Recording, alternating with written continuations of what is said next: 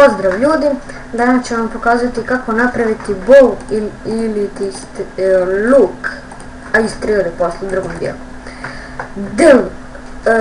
Posle ova mala laboratorija ja ću ubaciti u lavu. Vi to nemojte raditi. Tako, i sad povučemo ruku i evo ga, bow. Sada nema strelica dekića. To je to ljudi, vidimo se u drugom delu gdje ćemo praviti strele, arrow. Evo nas ljudi u drugom dijelu, vidite kao da sam malo ovo radio, onda sam rupe stavio radi dekoracije kao, ovo sam stavio ovdje i malo ove knjige ovdje sam razbacio. Sad ću vam pokazati kako se pravi arrow, ili ti strela.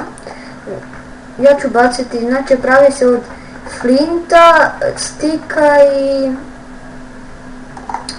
pera.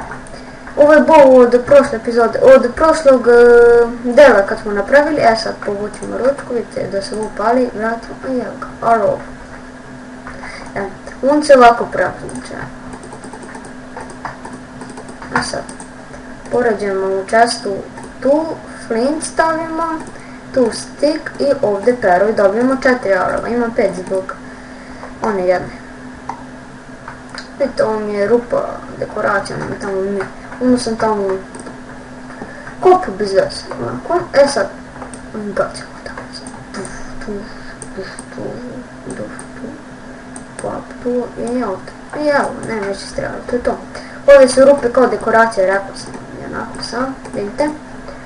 I to je to ljudi, ne zaboravite da lajkujte, šerujte, subscribeujte, ja vas pozdravljam, ćao!